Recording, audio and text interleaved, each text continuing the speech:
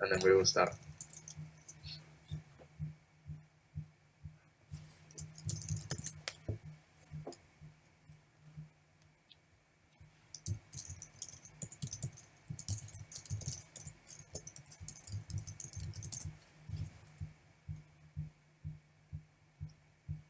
Okay, so Uno basically wanted me to give you guys something to talk about because we didn't want this place to just be waiting for the next Fnatic game or waiting for the next, event to happen. We wanted you guys to have something to meet each other or to, have something to connect with each other because a lot of people feel intimidated by our regular users because we've been around since November-ish, so a lot of people are too afraid to talk or too afraid to get in on actually talking to anyone else because they may feel that they've missed out or there may be some memes that they don't know about, some inside jokes. So this is just a chance for you to meet some of the regulars and get to know each other a bit better so that we're all on the same footing, if that makes sense. And ultimately, this is meant to bring people together. So, with that in mind, this is the first ever edition of the Pope and Loki talk show. Some of you may know who I am already, but if not, I can always introduce myself just for formality's sake. So, if you do want me to introduce myself, then feel free to ask me to. I think you might as well just introduce yourself. Just easier. Okay then. So I'm basically known as the relationship advice guy. Hashtag the person that steals your girl. I don't know. Every time someone has a girlfriend, apparently I'm there to steal them. Like Yaniko's girlfriend, for instance, or the girl that moved in with Uno. So best not to talk about your girlfriend when I'm around. But otherwise, I give great relationship advice.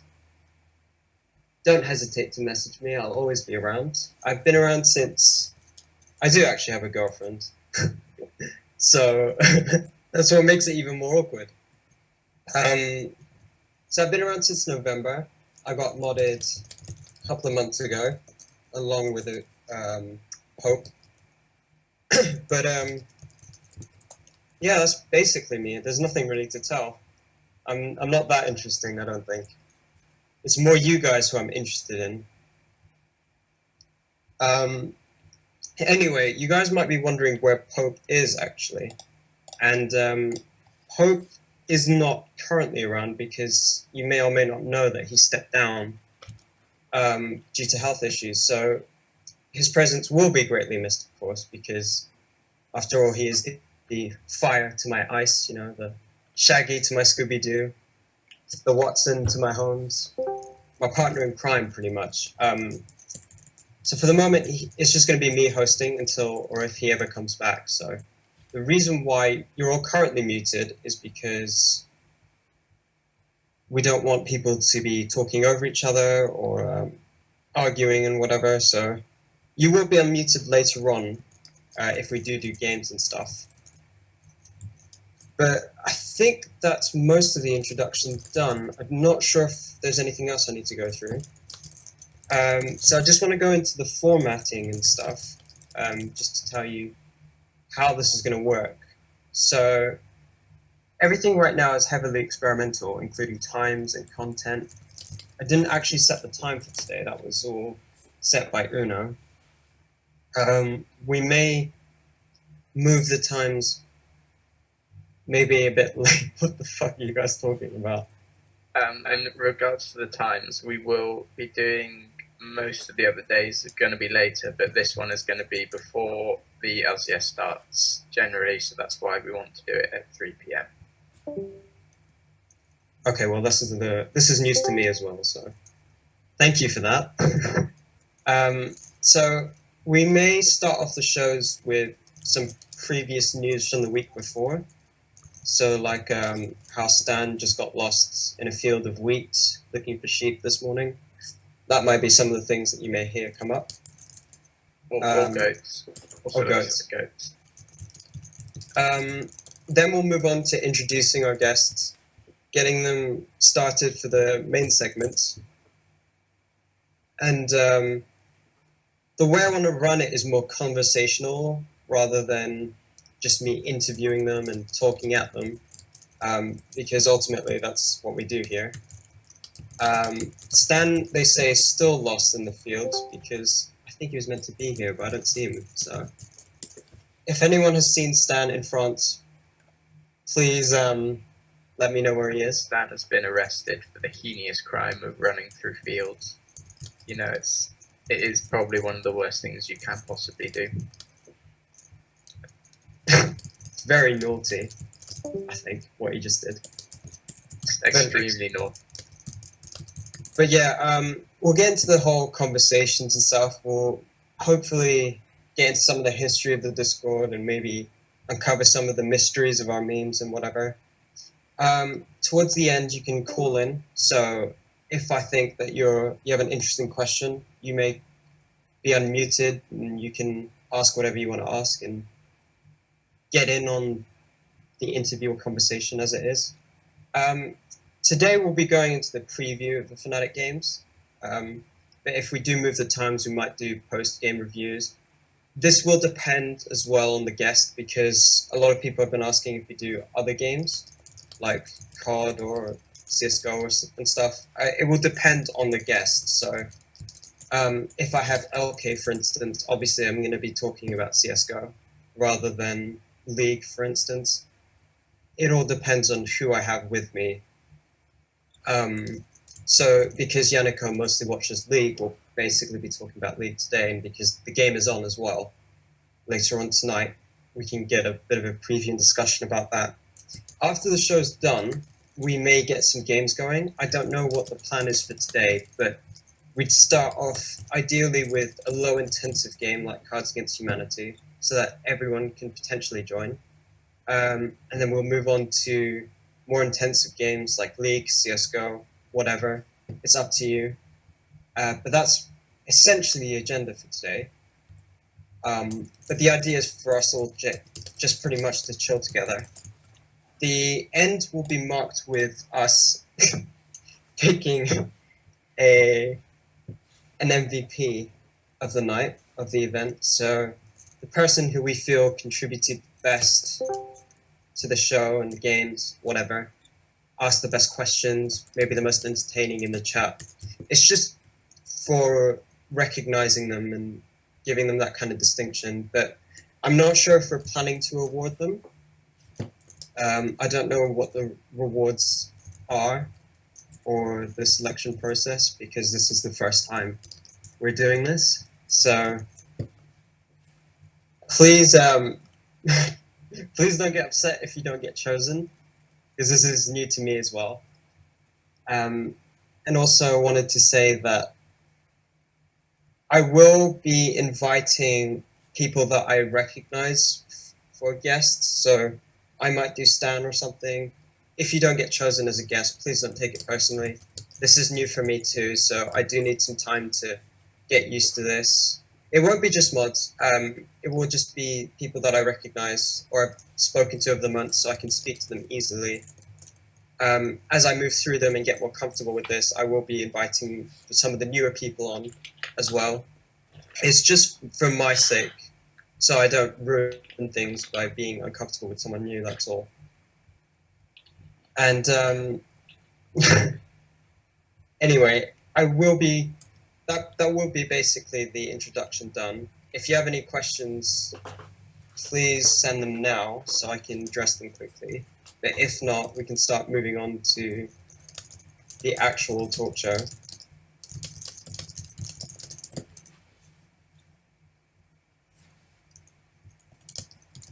Well, if your girlfriend's left you, then I can't really help you by introducing the show. Well, if you just give Loki her number, I'm sure he'll sort something out. For fuck's sake.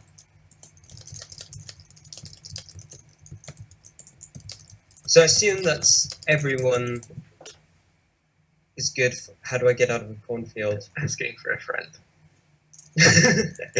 I guess you just call the police and ask them No, to don't call the arrest police. You'll get them arrested. That's the point. You get out the field of wheat.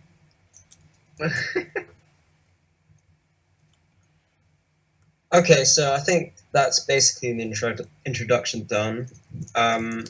We will be moving into the talk show now, so I would like to introduce my first guest, who is my boss, unofficially and officially. He is the head mod, so if you ever have a problem, go to him, don't go to me, because I like making him do all the work. He is my friend, and also my worstest enemy ever, because he backstabs me all the time. He is Yaniko. How are you doing? Hello, Tyrus. Hello, I'm good. How are you?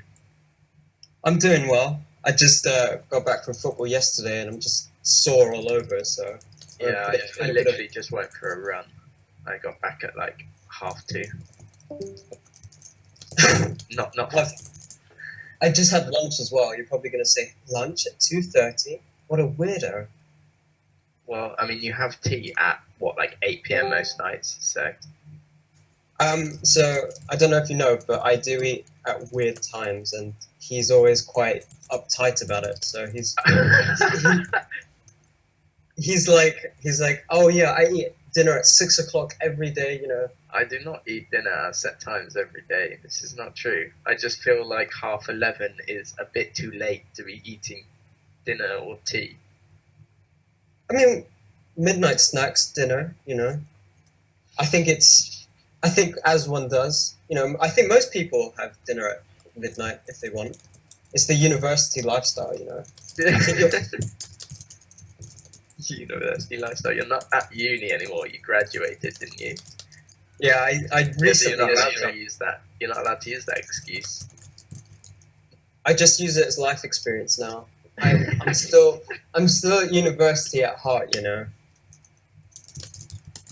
Oh dear. Yeah, you got a 2-1, didn't you? Yeah, I graduated with a 2-1. To answer your question, we don't actually know how long this is going to run or what the ideal time is. I think we just go with it until it's over. I believe we're aiming to end at around 4 p.m. because that's when LCS starts today. But we might overrun. We might underrun. We don't really know. I mean, who cares about the other game anyway? Exactly. No one really watches the other teams, to be fair. I don't even know who's playing, to be honest with you. I don't know either. I just know we're playing tonight versus Misfit. Yeah, boy. That's my life now. I just have other people in the chat that just tell me. See, there you go. Matt Scott's there. He's got HDK Splice. Okay, so LCS. No, we're not going to cast LCS. I don't have the ability to do so, unfortunately. Lazy. I'm not getting paid for this, you know. This is out of my own time. Ryan, you shut your mouth. Do not talk about licorice around me. Okay, so you started off with a reputation back in November as being the chicken connoisseur. How did that come about? You, basically. Basically, Loki decided to convince everyone. For those who don't know, the chicken connoisseur is a guy from London, a black guy from London, and he goes around and he basically rates chicken shops in London. And Loki decided to tell everyone that I was the chicken connoisseur, which made a lot of people very confused when we got Snapchat, when we all got a Snapchat group, and I sent a picture, and everyone was like, "Wait, Yaniko's white? What is going on? Like, what is this?" And so I then had to spend about a week explaining to just about everyone that no, I wasn't actually the chicken connoisseur, and it was all just Loki telling everyone that I was some kid from London, which was it was very interesting. Well, I'm more surprised that people even believed me to begin with. Yeah, that's a good point. Because you would have thought that when you're in the voice chat that people would have caught on that you weren't actually this black kid. I had to tell people that I put on a voice for the videos. Well, I mean, even I think Wiener Dog had it convinced that you were the chicken connoisseur. It took him ages to come around to realizing this wasn't actually the case. There it is. That's me. There's a rare pic of me. That's him eating a burger. Yeah. So, you actually, at that time as well, you wanted to ban me. I remember everyone on the LoL team wanted to ban me back then. Well, so did, I think Quay did as well. I don't think Quay wanted you here as well. I don't think anyone wanted me here. Yeah.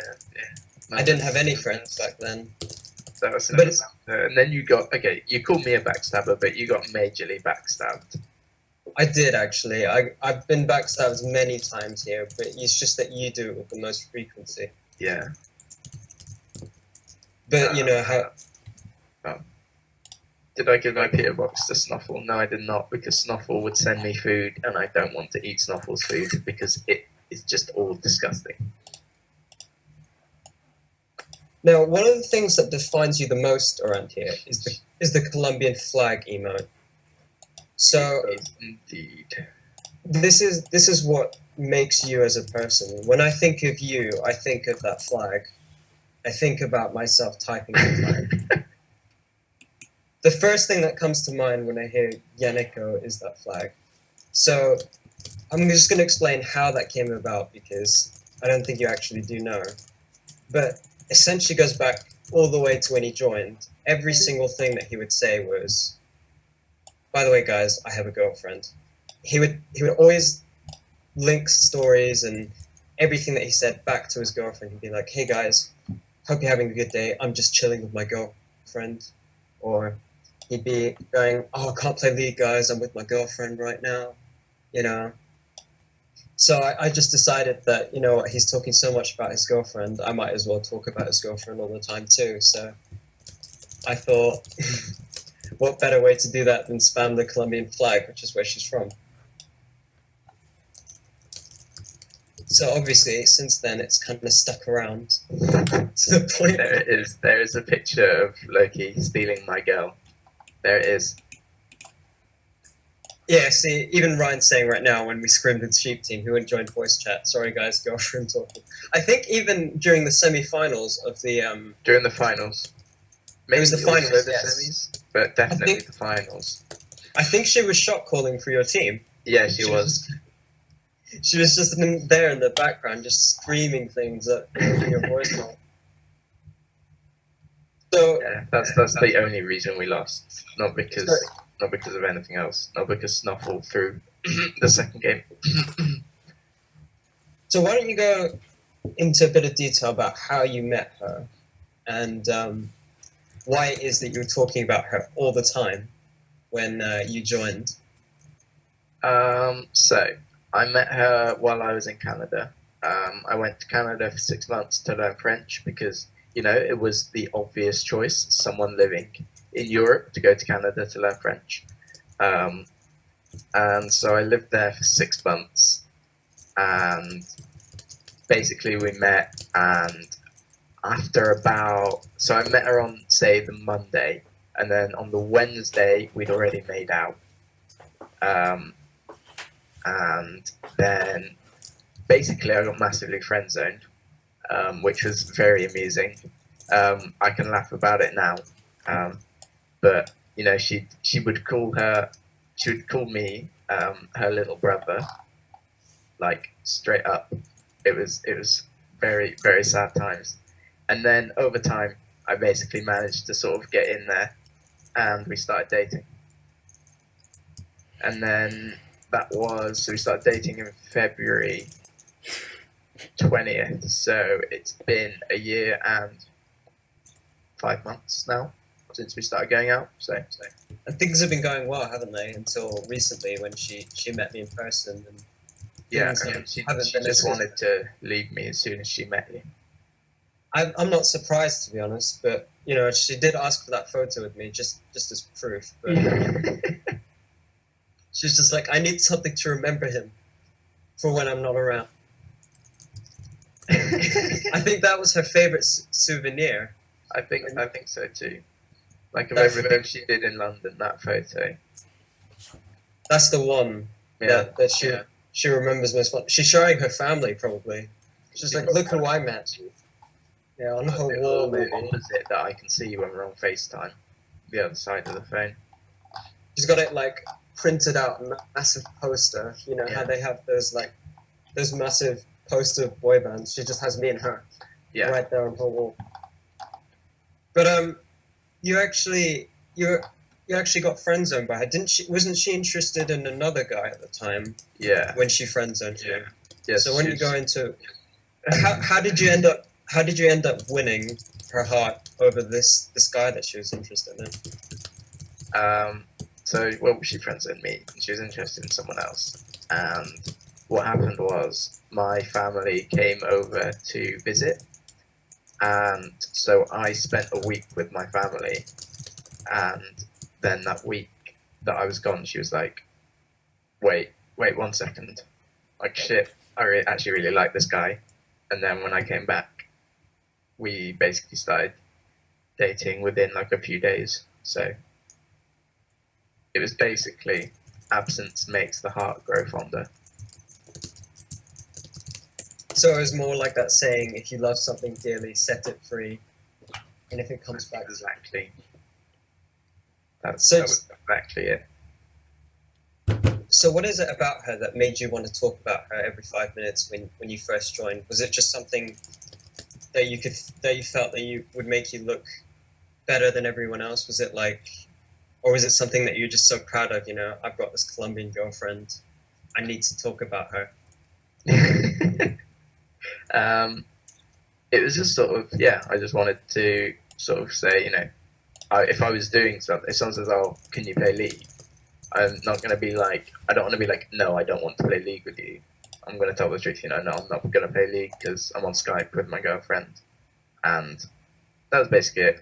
We were on Skype quite a lot, so it transitioned.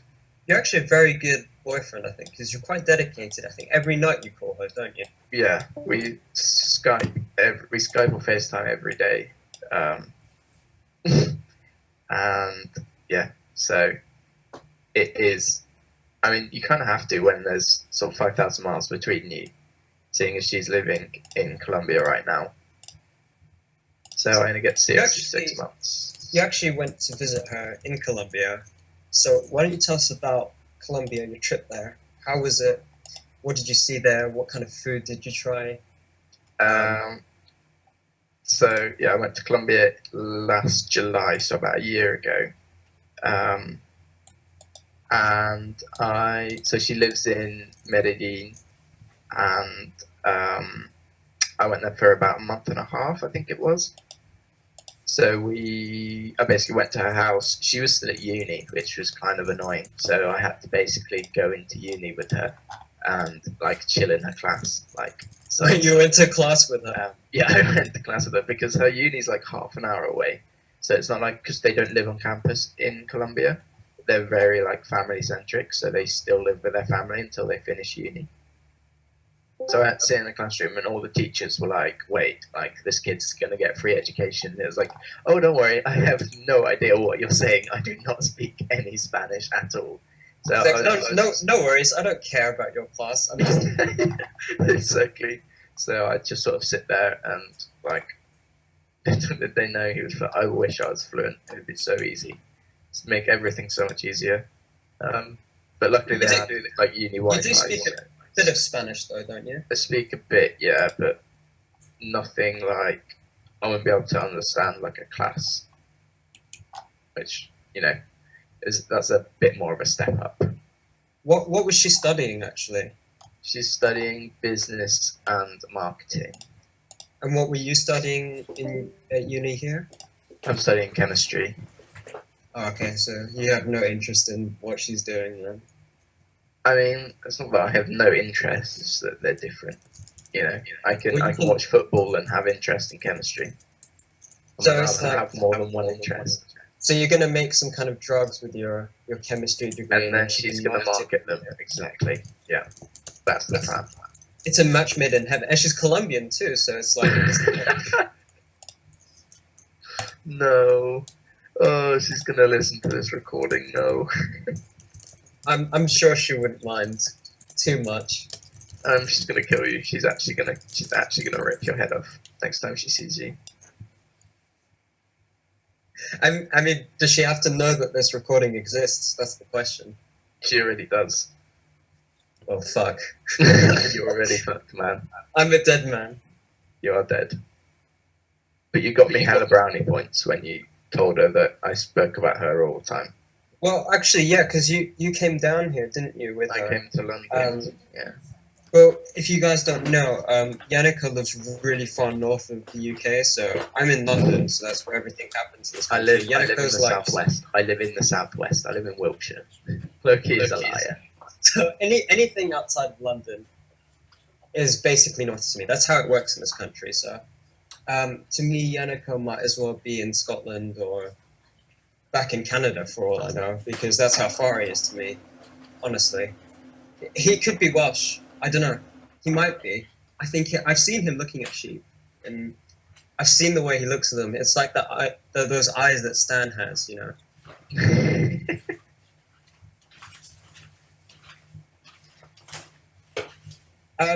So, what about Scotland? Nothing about Scotland. So, when you came down to London with her, what did she think of the city? What did you think of London? Because I don't think you come down here much. No, I haven't been across to London that much. I've been maybe 3 or 4 times. Wait, what was this? Okay. So I thought it was really good actually. I really liked London. We stayed in a sort of apartment near London Bridge, Tower Bridge, sorry.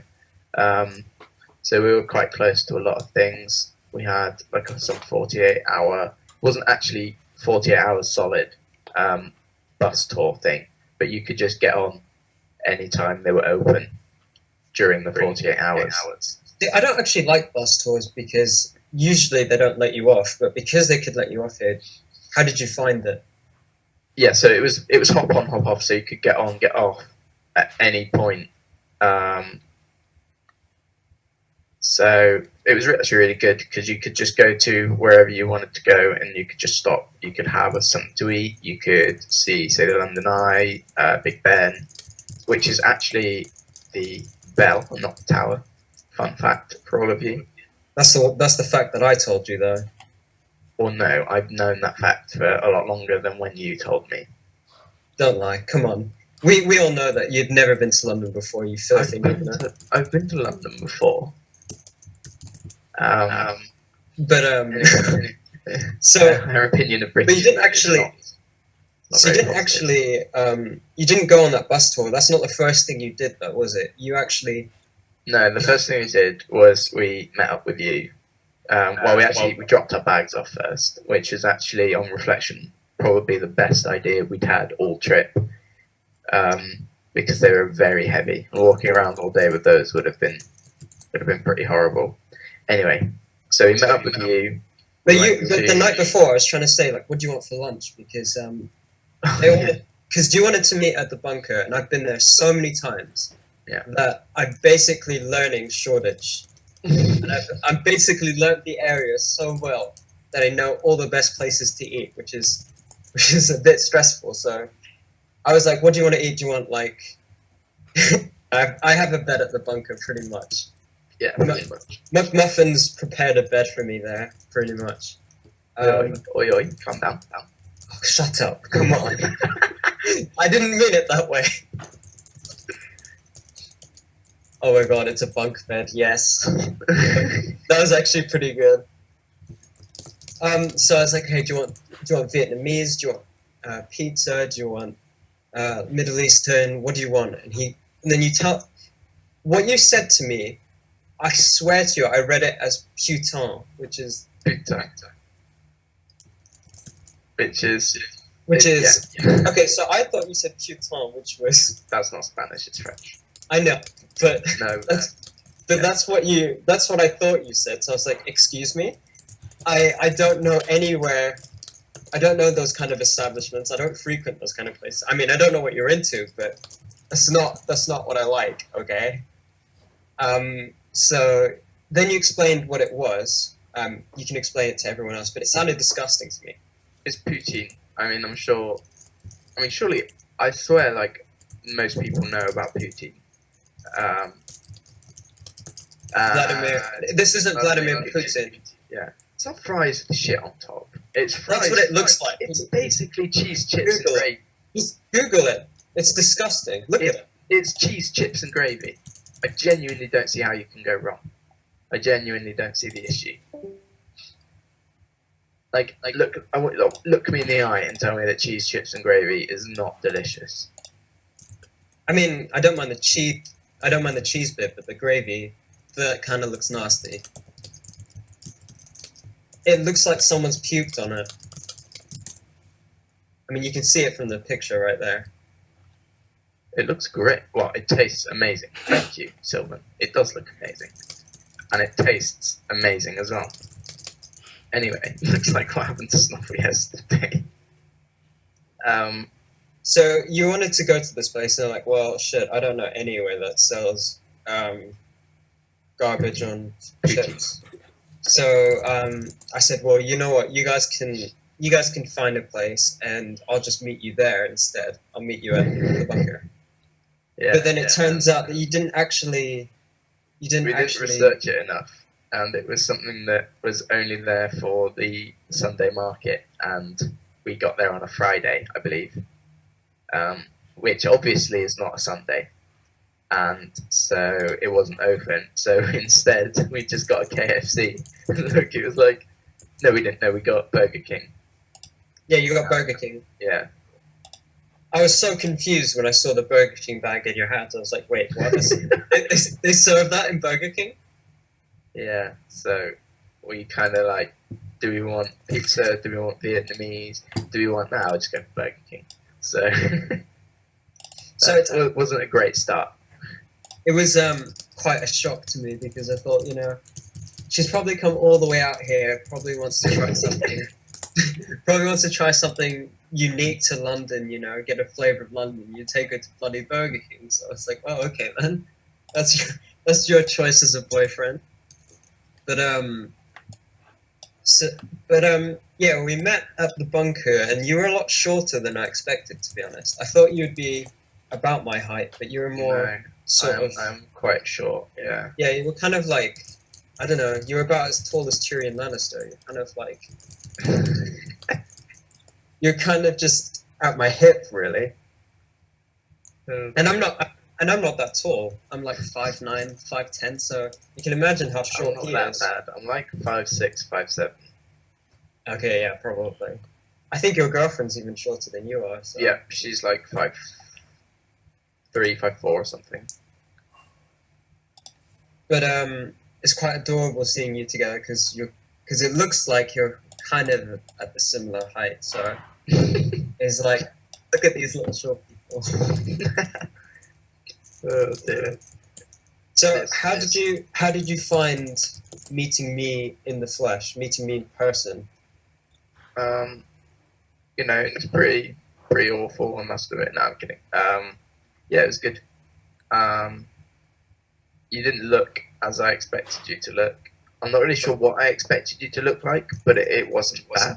It wasn't brown with a short beard. Well, I knew you'd sent pictures of me before, so I didn't know what you looked like. But for some reason, you just looked different. But I knew it was you. If that makes any sense, which it probably does not. No, it makes no sense whatsoever. Yeah, we'll just go with it. We'll just like gloss over that part. And we also met Hawkeye as well.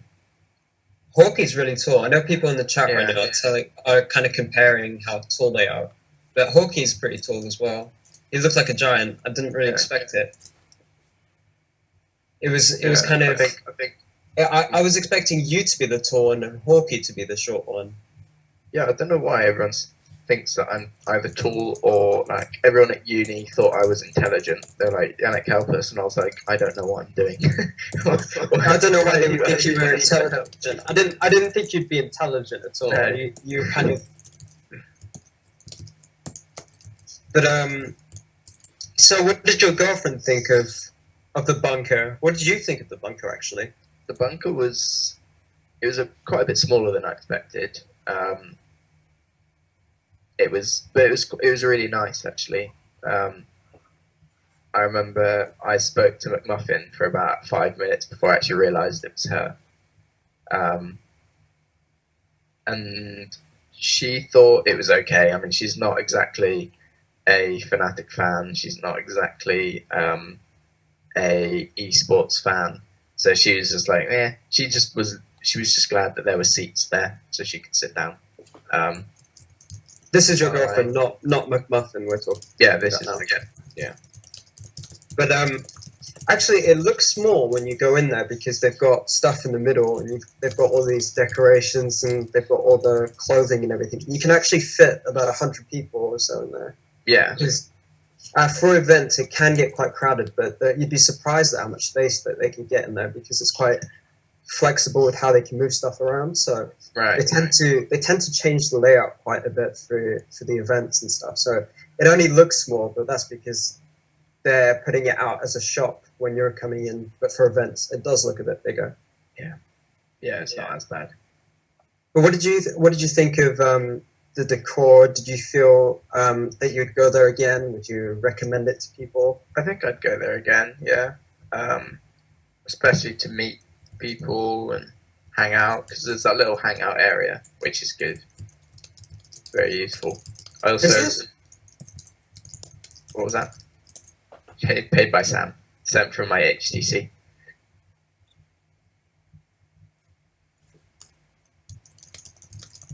So what were you going to say? I was just saying it's in a good area, so it's not too bad of a place to meet up, or if you want to go do something else, you can always go to whatever restaurants down the road. There's loads of places to eat around the bunker, which is great. But your girlfriend wasn't too interested in the bunker itself, but what did she think of the area around it? Yeah, she thought Shoreditch was nice. She liked she just liked the shops, really. That was the main thing. She was, of course, interested in Loki. Yes, that's right, Mad Scott. Yeah, that was kind of the view that she was looking at when she was Shoreditch. Oh dear. And I think we went to M&M World as well, didn't we? That was. Oh yeah, I took you all the way down to Leicester Square to M&M World and all of them.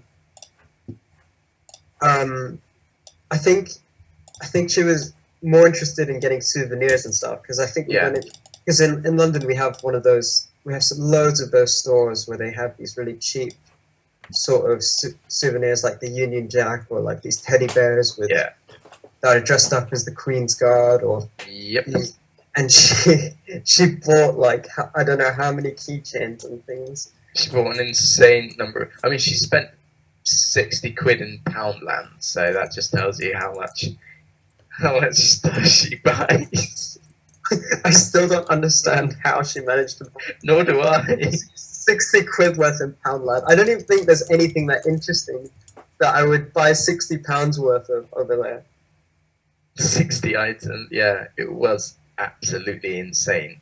I do gather that she likes her shopping though, because I think she was saying, because she was getting upset with you because she flew out all the way to see you, and I think that's when Rift Rivals and everything was happening. Yeah. So obviously you wanted to watch the games, so big mistake. She was getting upset with you for watching the game. So I worked out a compromise for you. What you worked out a compromise? I spend the money. Yeah. So I was saying, well, I mean, I don't know why you're complaining. I basically got you out of this mess. So you were kind of like, well, she's upset with me because, I'm watching the games and not paying attention to her. So I was like, you know what? I have the solution for this. Every time he watches a Fnatic game, go out shopping with her. And she was like, oh, I'm listening. You could see her, like, her eyes just light up, like, yeah, this guy, he knows. So the compromise was every time you watch a game, buy her something. So I think you're kind of in debt now, thanks to me. I came out of. She went back, and I checked my bank account, and I had minus £26. And you still owe her 2 hoodies. Yeah, and I still owe her 2 hoodies. I'm still in debt. So you have to now work to pay off the hoodie debt as well Yeah, as exactly. filling up your bank account. How much did you start off with before she got there? I honestly have considered looking, and I do not want to. You just don't want to like even. I honestly just I'm not. I just can't understand like £60 in Poundland. Like it's not I even have to pay for that. But it was literally, we were in Poundland. She had like 4 items. She had like some hair dye, some makeup thing that apparently she needed, but I swear she has like 6 of them already. But you know, and then like some antibacterial hand wash thing. And I was like, oh, I need to move the car because I'd left it in a little car park, and you're only allowed to park there for an hour and a half. So I left to go move the car, and I got to the car, and yeah, Poundland and its premium makeup products. And I got to the car, and she had the key, so I had to walk all the way back. And then by the time I got back, she was stood outside Poundland with about 4 bags of shopping, and I was like, what? She was like, yeah, I bought all this. And I was like, how? She was like, yeah. I was like, how much did this cost? She was like, 60 quid. I was like, what the fuck? How is it even possible to spend that much money in Poundland? I honestly don't know, but she managed it. I think it's like a world record or something. I don't think I've ever seen anyone come out of Poundland with that many bags. No, it's just insane. She treated it like a day out at Harrods or something, or Stratford. She's just coming out with all these bags. Like, yeah, I just went. I bet she just thought that you took her to the classiest shop in London or something. No, she really wanted to go to Poundland, and I now see why, because she clearly had a lot of things on her list. But yeah, she basically like fell in love with Dollarama while we were in Canada, and basically it was like, what I need to go to the English equivalent. That was like her main goal. It was like pilgrimage for her, kind of just going from Poundlands all across the world, pretty much. Yeah, pretty much. It's her goal. Her bucket list is just to go to Poundland in every country in the world. So what else did you end up doing with her around the UK? I mean, I think that's all you did in London, but was there anything else of note that you did? Yeah, well, because London was basically sightseeing. She took an ungodly amount of photos. Let's have a look how many of me as well, I think. There were actually photos of you, yeah. Albums. London. And the worst part was that she deleted the best one that we took. Yeah, she deleted the photo of us underneath the statue of the goat that we were going to have with Stan. But yeah, we took a photo by the goat for Stan. It was going to be perfect for him, but unfortunately, for some reason, she deleted it. Yeah. She was maybe jealous of the attention we were giving him. Yeah.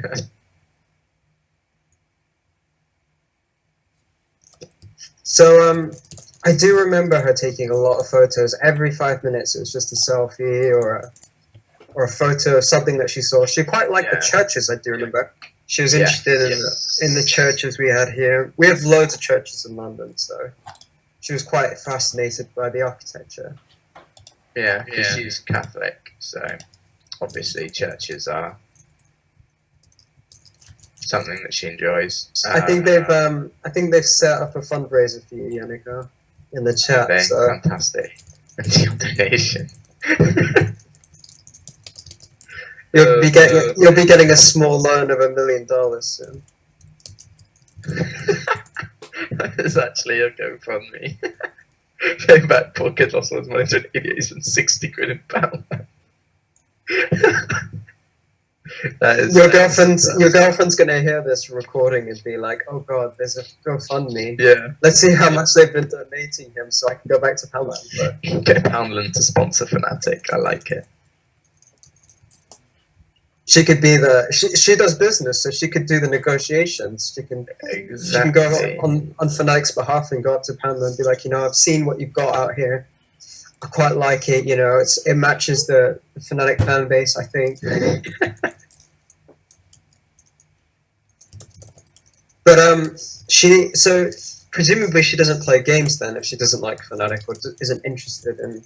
No. She doesn't really play games. I tried getting her into games, but it didn't really work. But she's happy to let me watch games. She's happy to let me play games every so often, so it's not too bad. When she does let you play games, it's obviously when I'm not around, because every time I ask you, you're just like, no, sorry. It's always okay when I'm not there, but of course, you say that she does let you play from time to time. Does she ever offer to join you? I did get her to play once or twice, but she found everything too confusing. There was too much going on. She said that you were a terrible teacher. That's what she told me. Well, because she's like, tell me what to do. So I'm like, go here. And she's like, don't tell me what to do. I'm like, what? So I don't know what to do. And then she's like, why didn't you tell me what to do? Then she gets annoyed at you for not telling her what to do. Yeah, exactly. Well, maybe if I taught her, she might pick up the game easier. So on the subject of her, I do notice that every single time that I do post a Colombian flag or talk about her, you're always there. Yeah, I always just pop online and like, hey. So I mean, because you're offline when I do it as well, so I'm like, oh, he won't notice this. And then I see you just type in that I email, and I'm like, fuck, he's seen it. I always wonder, is this the time that I get banned? Is this the one that sends him over the edge? Is this the one? One day. But you actually did ban me once, didn't you? And it wasn't for that. Yeah. So our good friend Ashley was having a riddle competition, and it was first to 3 or something, and it was Loki went 2-1 up. No, I was way ahead of you. You were not way ahead of me. I won, so I don't know what you're talking about. Yeah, I was still close. I was close by. And I figured the best way for me to win would be to just ban Loki. So I banned him. Yeah, I will never forget that moment. That was how I call you the backstabber? Well, I have an assortment of knives in my back, so, I mean, they all have all this different, this is an old Colombian knife right here. Or oh yeah, this old northern Celtic knife right here, But that one was the big one. That was like a katana, kind of, just right in the back. There was a full-scale riot as soon as you banned me. Everything, my inbox just went mad because everyone was like, oh shit, he actually banned you. Nothing personal, kid. Absolute madman banned you over riddles. Oh dear, that was good times. Good times. Yeah, that was the best time. It was that 5 minutes where I wasn't on the server to harass you. Yeah, that was peace and quiet. But then you did have to invite me back after all, because it's just not the same. No, I soft banned you, so what it did was it banned you, then it unbanned you, so it just deleted all of your messages and then let you back on the server. Which is great, because I have a lot of messages that I didn't want newer users to see. Exactly. It was the perfect cover-up, kind of. Yeah. We actually worked together on this. It was an inside job, basically. Loki was an inside job. Loki 2017 inside job. So that's why, because I think I was rank 1 on the messages for some time. I don't know if I still am. Yeah. Okay. So people might say how the hell is he rank 1 when he barely has any messages? But that's because all of them got erased because of you. And there was that moment where it was wait, Is Loki still going to be number one? If I just delete all of his levels and I didn't even know if that would have happened. I wasn't even thinking about that, but you were like, "Oh that was shit, like are my you not first ranked? thought. I was like, oh no. Are you still going to be you. ranked one?" You didn't care about me. You cared about my status. So you're like, "Is he going to lose that?" I just cared about the uproar if I banned you because I was in second. So they'd be like,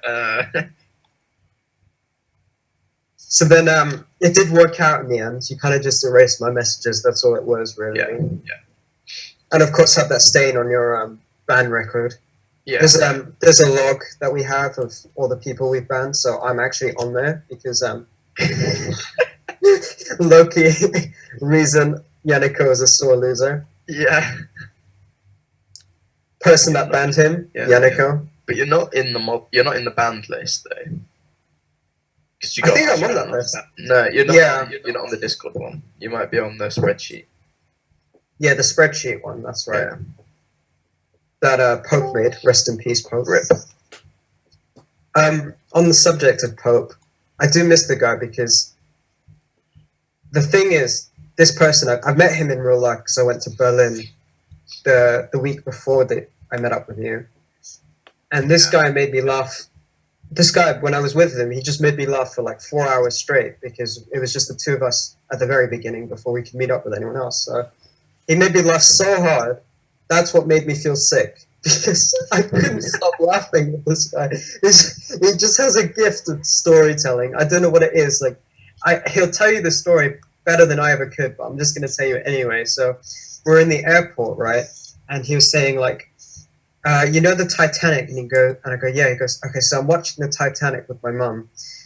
And you know that bit where Jack and Rose are on that door and they're dying? And he's like, Jack, no. His mum pauses the film and goes, why aren't the polar bears eating them?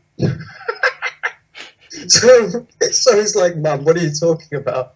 And she goes, well, because the polar bears, they're the ones that sunk the Titanic so they could eat people. So she actually thought that polar bears went on these glaciers like pirates, moved these glaciers around. You mean icebergs? You know what a glacier is, right? Oh, is it not? Oh, fuck off, or glacier, whatever. Like an ice river. Right. So they move these icebergs around like pirate ships to sink these ships so they can eat people. So it's just like, yeah, when the Titanic hit, those polar bears were jumping onto the ship and eating people. That's gold. I'm just like, what the fuck? What is this? And he goes, she has her own theory of why polar bears are going extinct. And I go, and he said, her theory can be summarized by one word, and she said it to me really seriously. It was Americans. So what she said was, oh yeah, you know how Americans, they have this, they always wear white fur in movies and stuff. They always have this white fur. It's because they're going around in Antarctica shaving polar bears for their fur. So she thinks that there's these Americans going around in the Arctic, like going around shaving polar bears like sheep for their fur and leaving them to die in the cold. That is brilliant. Oh dear. And another one was that she thinks she says penguins don't fly anymore. The reason is because humans invented planes. So if penguins ever need to fly, humans invite them on planes. So then what happened was Pope found this fake video of penguins flying again, and he showed his mum. He goes, Mum, look, penguins are flying again. She goes, oh, how's that what happened then? And he goes, oh, it's because humans aren't letting them on planes anymore, so they have to fly again. Oh, I see Stan's joined us now. He's out of the field of wheat. Well, he's not in voice, though. He's not really here. I don't know how he managed to escape, but now he can't connect to the Just first right he's a mess right now. In Counter-Strike, now Discord's banning him. Stan, the ban's banned. He's just a rule breaker, isn't he? So, back to you and your time here. Yeah. What's it? So you're basically head mod. So that means that you're the second in charge of this server. Yeah. In theory. In theory. How did you end up getting the job? Well, I say job. How did you end up getting the position? And what's it like being head mod? Well, basically, I was just easily the best mod. I don't think that was true, but No keep going. contest.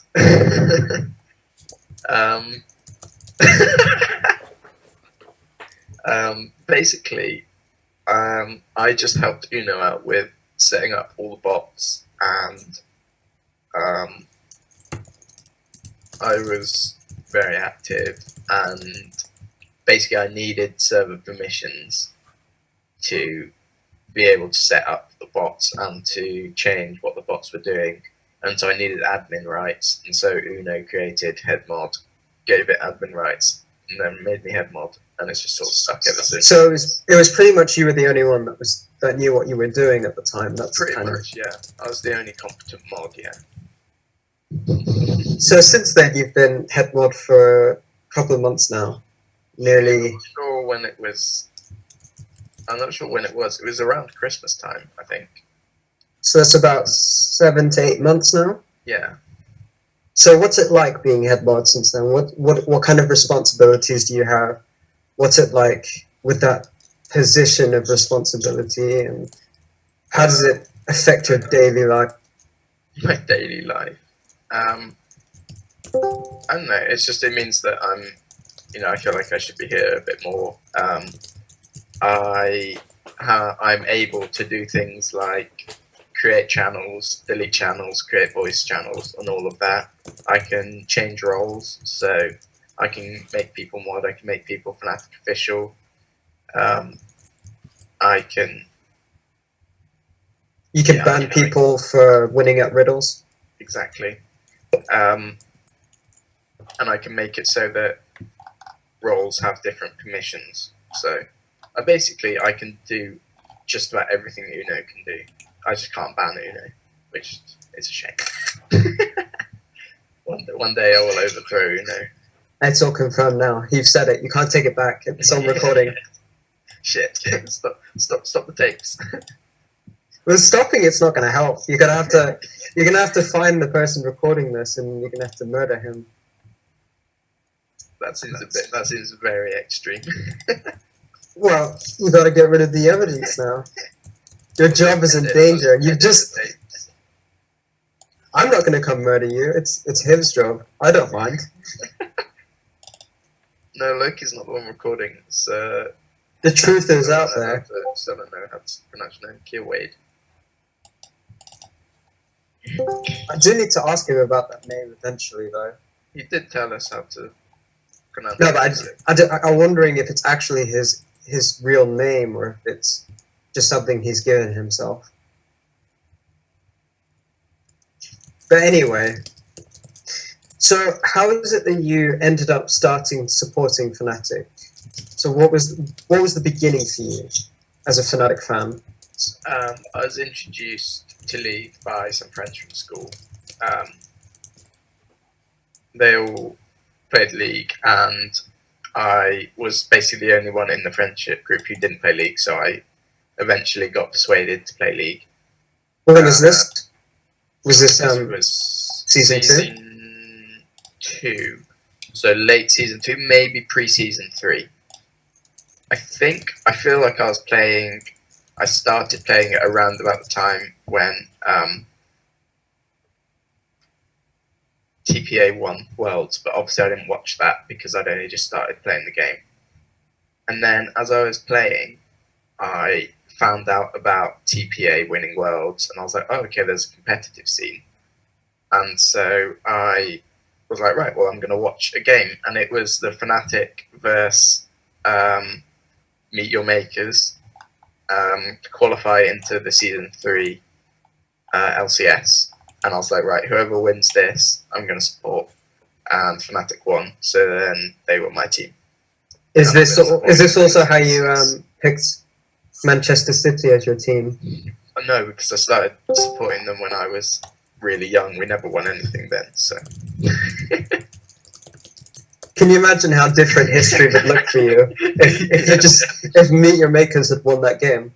Imagine, that would have been insane. All the move your mum memes. It would have been, you wouldn't be here today. You'd have set up the Discord for Meet Your Makers and have set up. And You'd have dive bombed from there. You wouldn't even have gotten a degree in chemistry. You'd been in real estate, just moving people's mothers. Moving mothers. So when you think of Fnatic, what kind of player do you associate the organization and the brand with? Who's that one player that's always been your favorite? I mean, I wouldn't say there's one, but it's gonna have to be. Well, no, I only started watching Counter-Strike sort of this year, really. So it wouldn't be a Counter-Strike player. It would be, Xpeke, Reckless, Soaz, Cyanide, Yellowstar are probably the ones. I never really liked N-rated that much, I must admit, even while he was a Fnatic player. So yeah, it was definitely, those core were, Soaz, Cyanide, Peke, Reckless, Yellowstar. See, that's my favorite lineup as well. Yeah, but I did like the one the season before with Pushu as well. But I did like that kind of that kind of core lineup. That's kind of what was my favorite one. But what was it like? But if you had to pick one player specifically, who would it have been as your favorite? Probably Peke, just because he was the one who would interact with the fans, and I remember the videos of them in their old gaming house, and Peke would always be the center of attention. See, we have the same sort of mindset here, because Peke is also my all-time favorite as well. Yeah. So I think I had his picture for ages on here, but I always felt that he was the most entertaining of the lot as well. He's quite charismatic. Yeah, exactly. Ryan, we don't talk about Peke ADC. That's a timeline that I don't. But if you had to pick your favorite Fnatic moment, what would that have been? So, my favorite Fnatic moment that I watched would have to be when we secured the 18-0. Would probably be that, just because of how insane that was. But my favorite Fnatic moment of all time would either be, winning season 1 or the Xpeke backdoor, which every single time I watch it, I get hyped. See, I think the backdoor for me was that moment that I always think like, wow, because everyone thinks of the Faker Z versus Z moment as their favorite, but yeah, I was watching that game live versus SK, and I was thinking, holy fuck, there's no way we could win this. And as soon as he Xpeke last hit that Nexus, I knew that history had basically changed forever, because that was going to be one of the most defining moments in League, and I could see it in my head. Like, everyone was going nuts. The casters, the crowd, like social media, everything was just going fucking nuts. Yeah, it was just insane.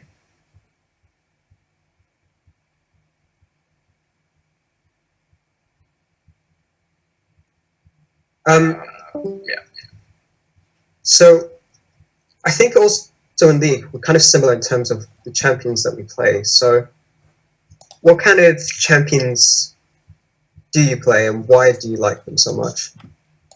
I'm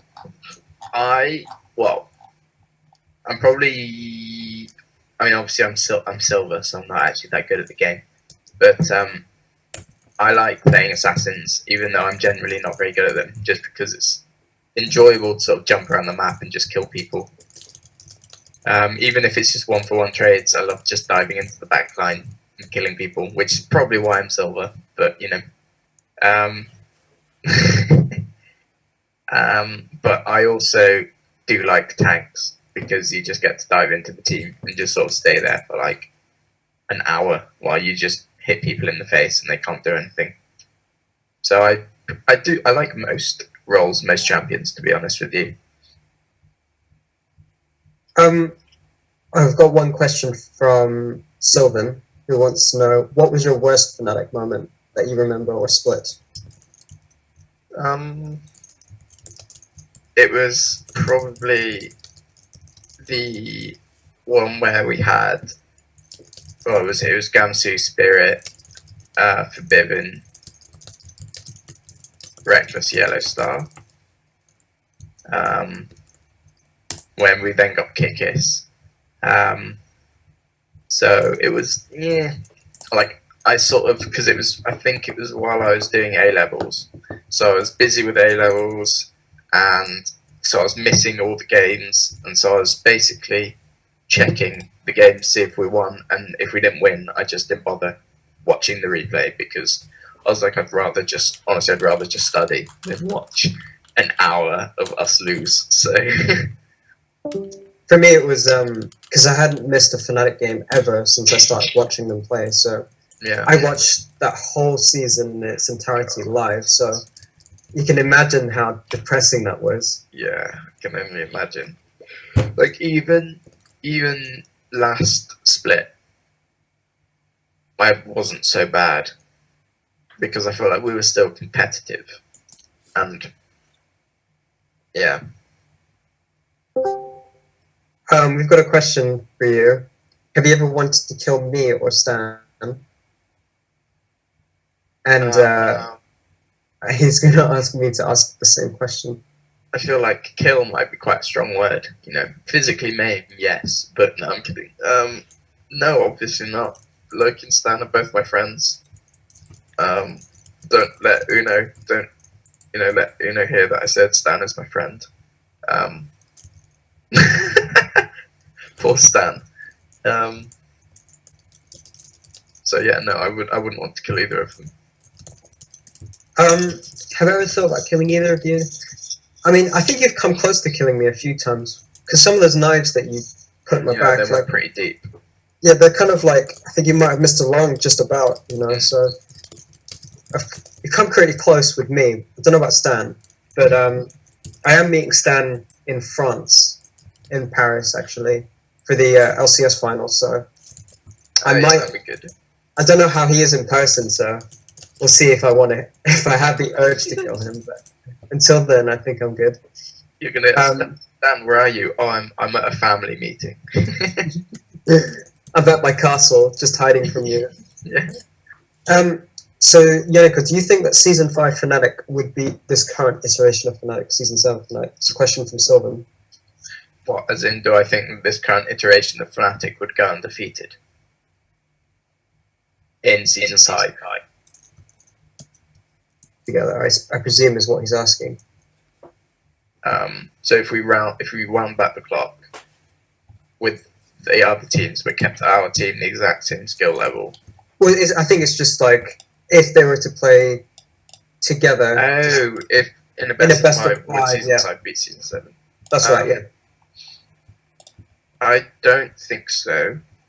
Well, I think it would be close. I don't think they'd sweep them 3-0 because we saw, even in our undefeated split, SOAS was very much an issue for the Fnatic team because he basically played that gangplank and made us like go, oh shit, we have to pick or ban gangplank, and we didn't really want to ban it, so Huni had to pick it. So I think SOAS can definitely hold his own against Huni, who was kind of the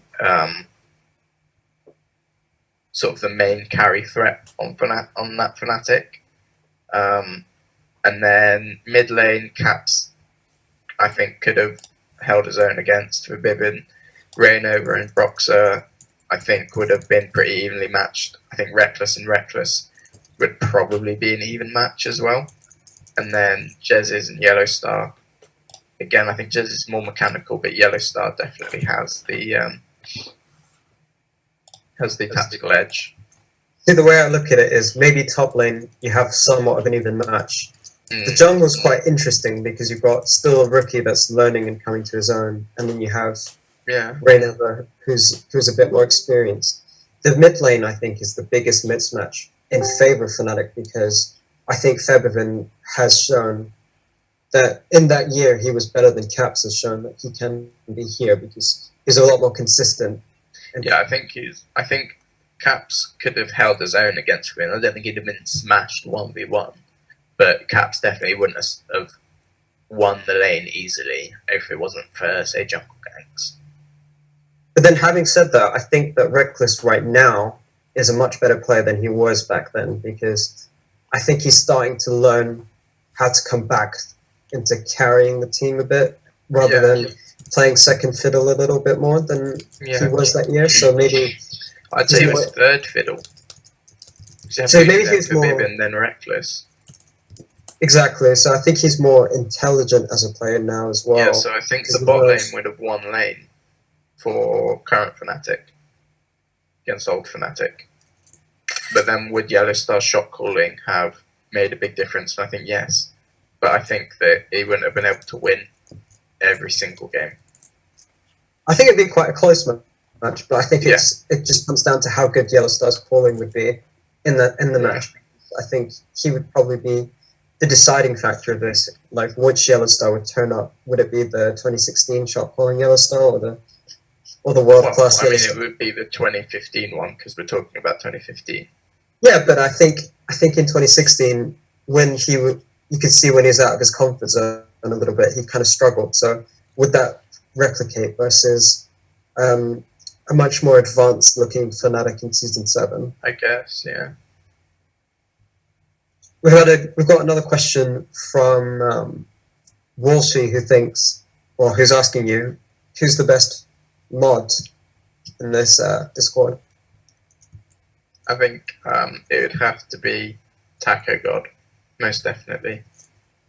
Is he even still on mod? He's online. He's online right now. Is he online? I thought he forgot his password. I mean, this guy. Like, this is the thing. We have a few mods that Uno made that he was his friend.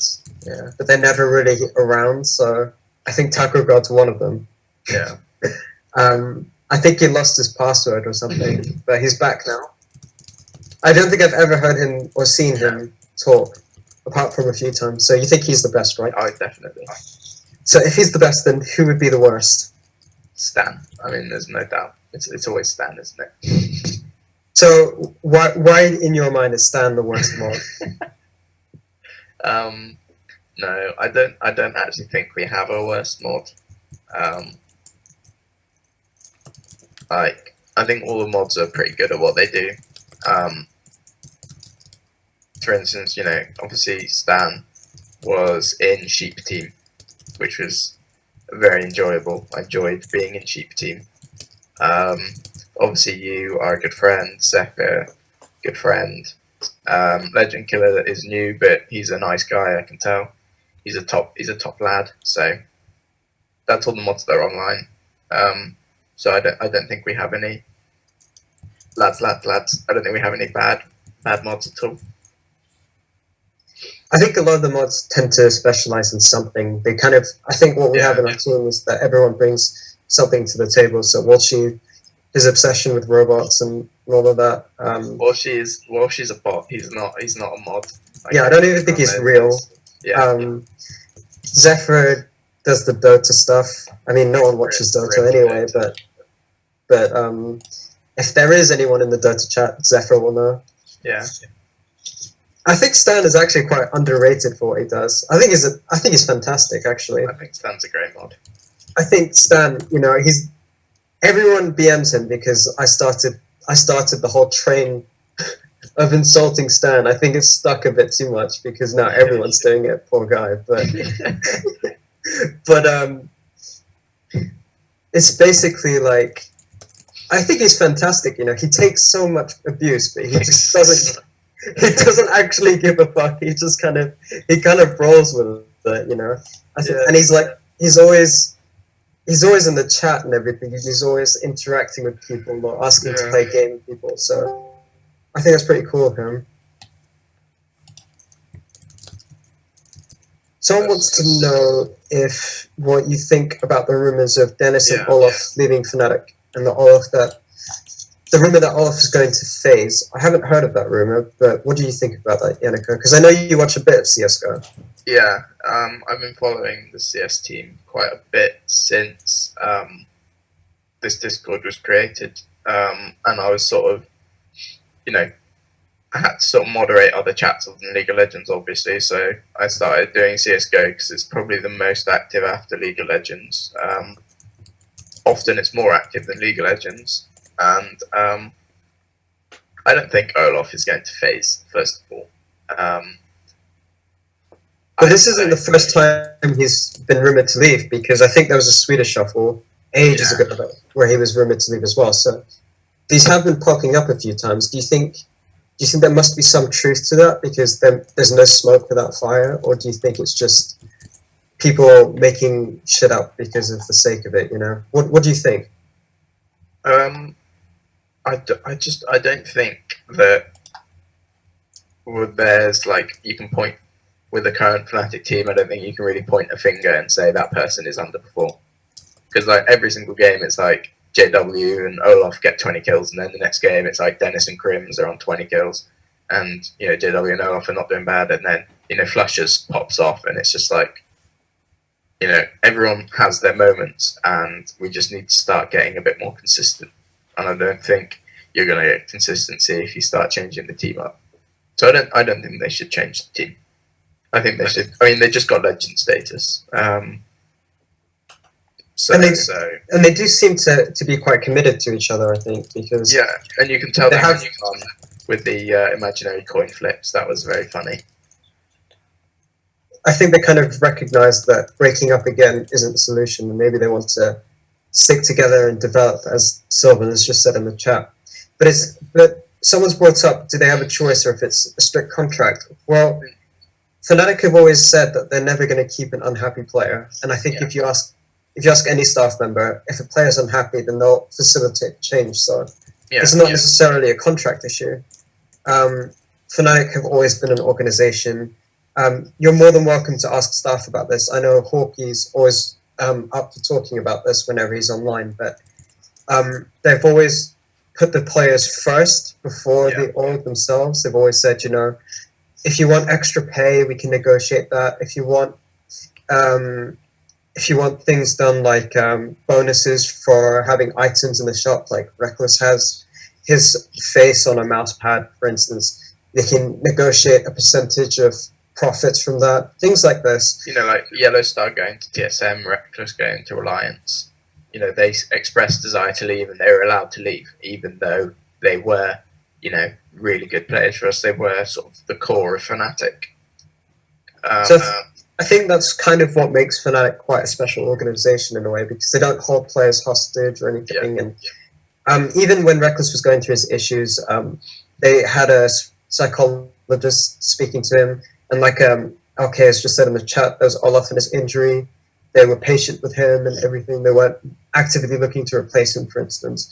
So I think that's one of the values of having an organization that puts the players first, because if you have that mentality where they're going to put you first, then obviously you'll want to stay with them, because you appreciate that kind of stability in your life that you wouldn't necessarily get at other organizations.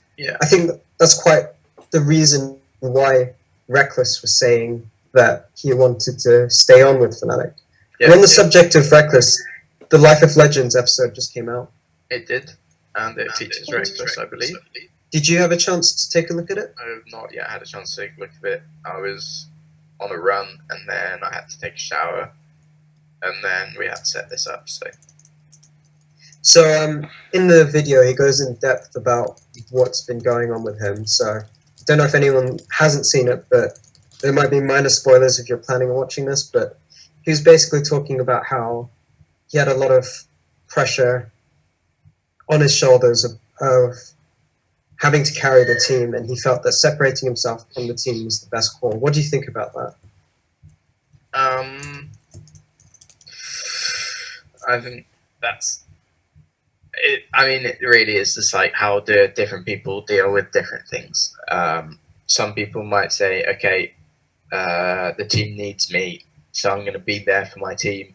Or they might go, oh my god, the team needs me, and I don't know if I'm strong enough to do this, so I'm going to focus on myself so that I can help my team, rather than sort of trying to do two things at once and doing a half-assed job of both of them.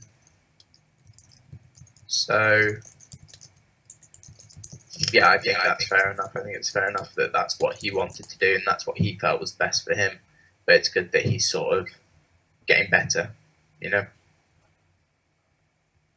But he's got a different pressure to the other players as well, because he's basically the franchise name, and he's always been sort of the pillar of our team in a way. So I guess people handle pressure differently. So Yeah.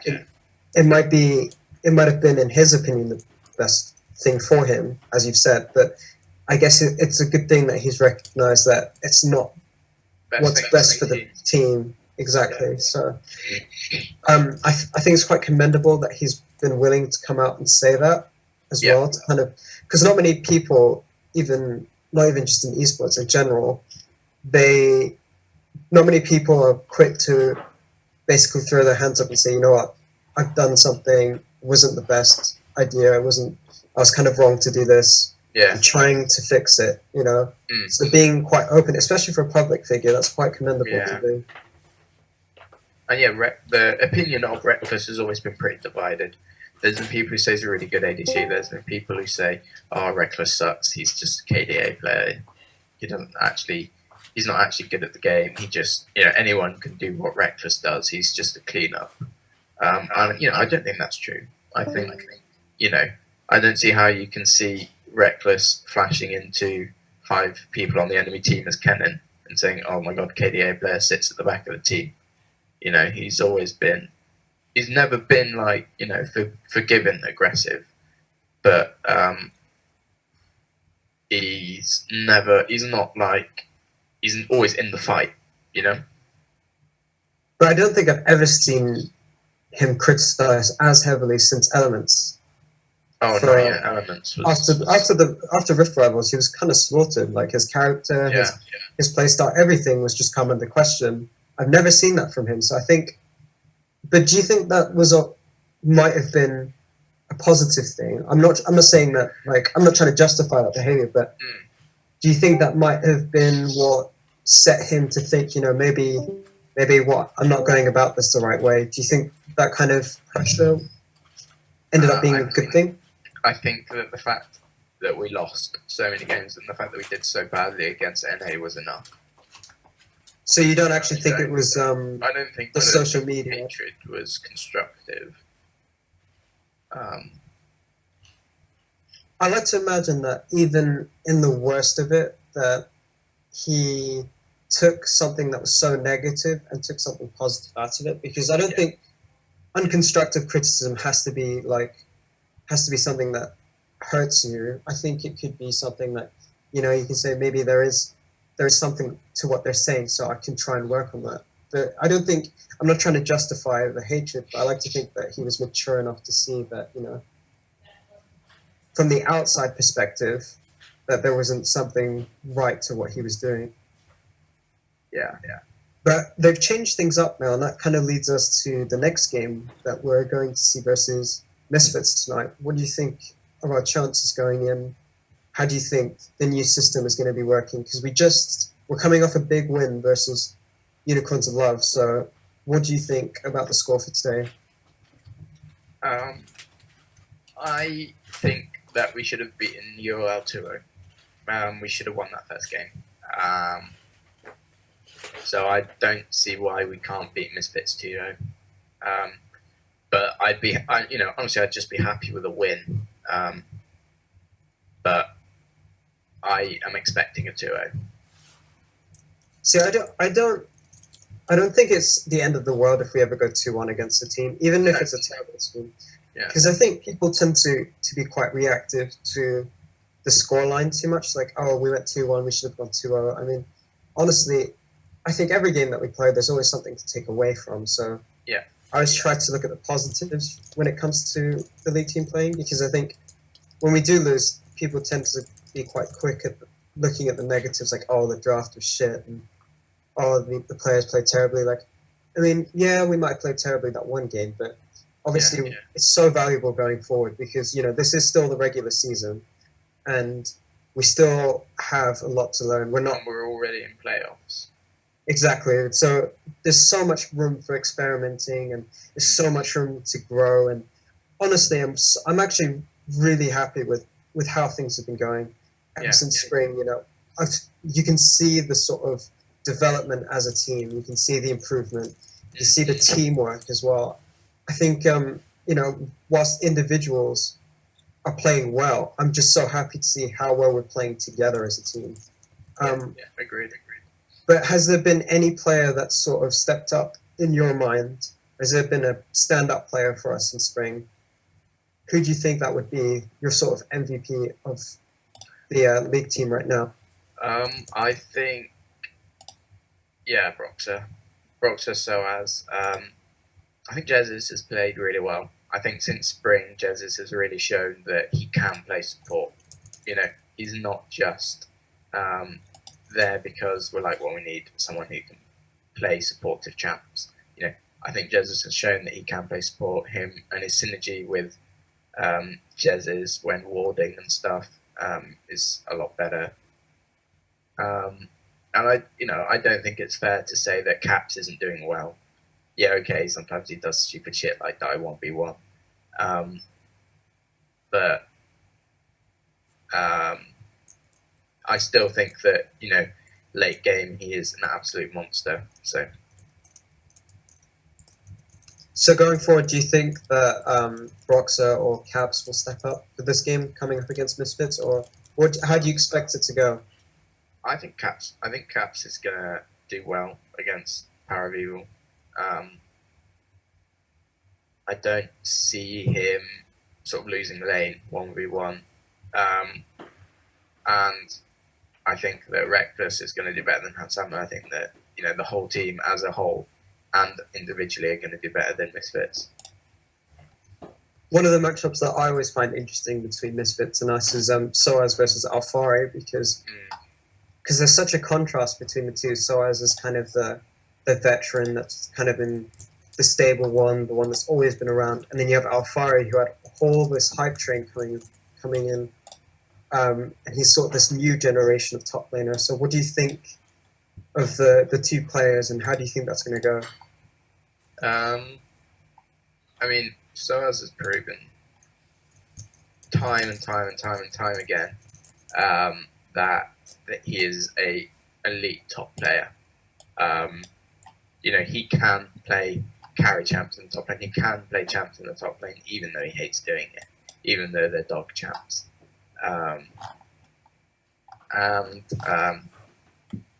He can basically just take a game into his own if